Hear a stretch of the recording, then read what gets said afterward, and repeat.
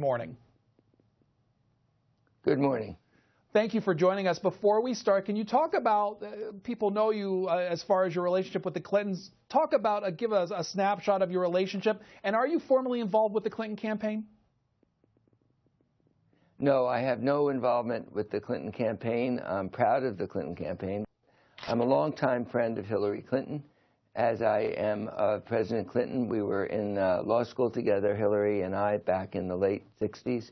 I met Mr. Clinton when he returned from his Rhodes Scholarship the next fall after I had graduated in New Haven. And that's a long time ago, so this is friendship, and I am there to talk to people about the Hillary Clinton that I've known for many, many years, but not as an official. Just to let you folks know, we're going to continue our conversation with Mr. Davis. We're working through some issues as far as technically heading him with our program. You're available to talk to him, though, this morning. The lines will be on the screen shortly. Mr. Davis, what do you think the former Secretary of State faces as she sits before the House Select Committee on Benghazi this coming Thursday? Well, the most important thing that every viewer should keep in mind is, what is this about? It's about the tragedy of 4 dead Americans. What happened at Benghazi? Why? Was there a failure of intelligence? Was there political manipulation during and after the episode?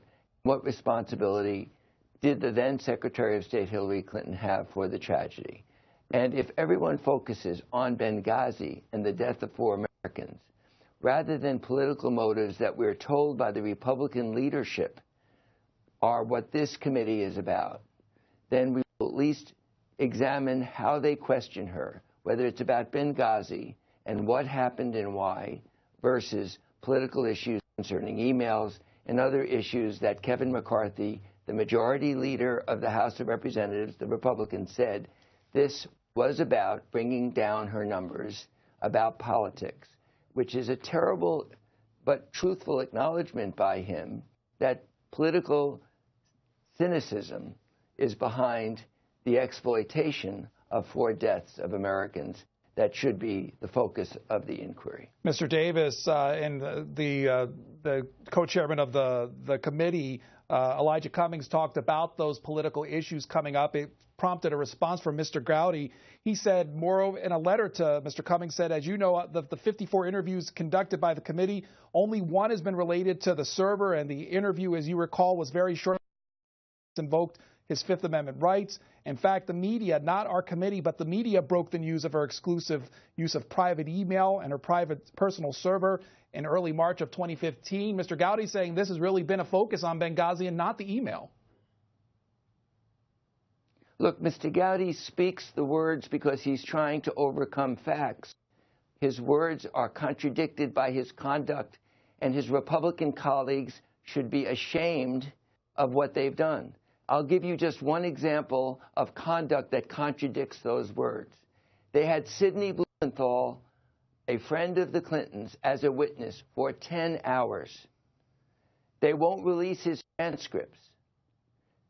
But people who are Democrats who were there say that in 10 hours, Benghazi came up only a small number of minutes. All the other time spent was about emails, his relationship with the Clintons, and the Clinton Foundation, having nothing to do with 4 deaths in Benghazi. Now, what I just said to you is fact. They refused to release the transcript in order to contradict what I just said.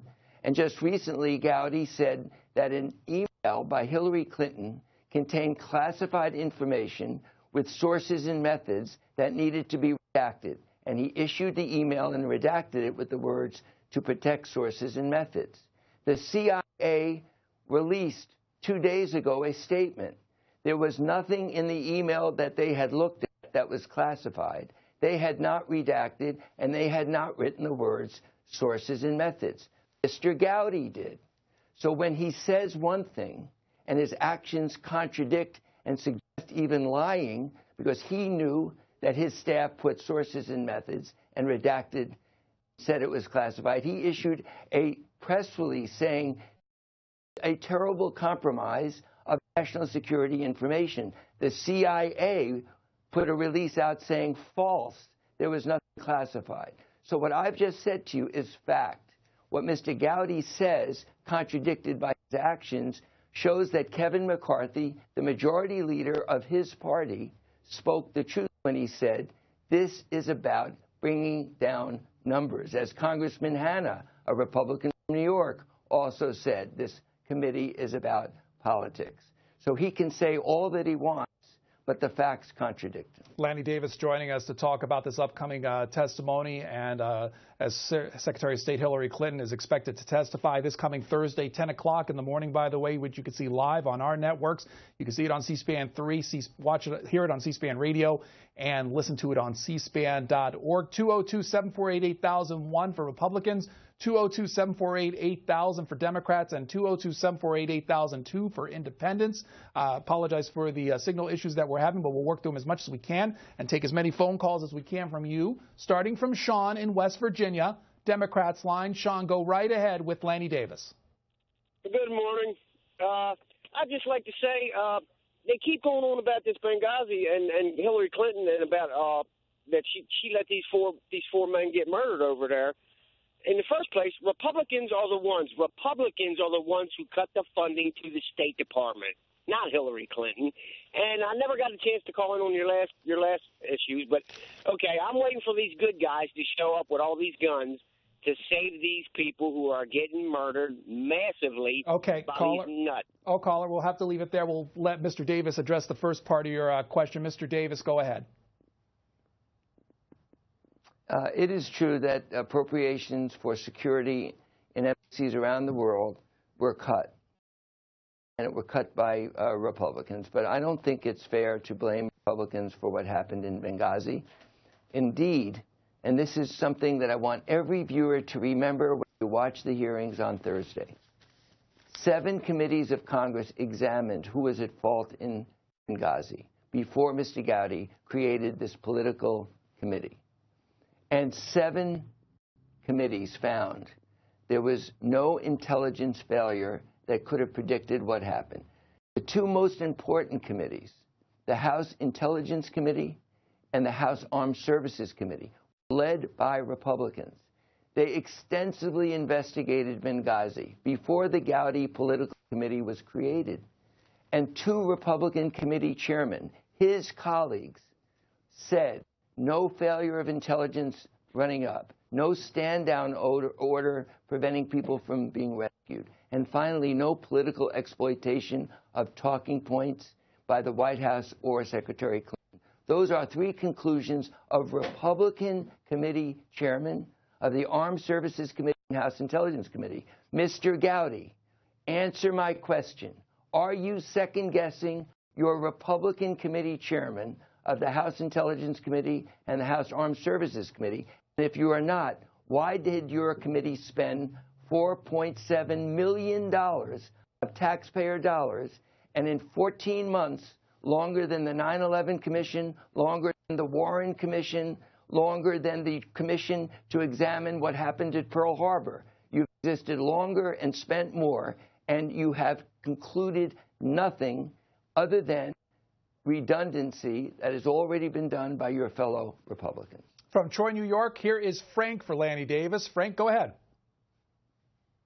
It's really tough when you're in a... They don't like us as it is. You can't expect everybody to like us. There's just nothing you can do about it. The Democratic government we run is the best. You know it. Everybody knows it. That's why we're here. We prosper all the time. They need to learn to prosper because a lot of them are just uneducated. And that's just the way it is. It's like the Wild West, and it's never going to change until someone or something comes and says, all right, change it. That's about all you can do. Mr. Davis.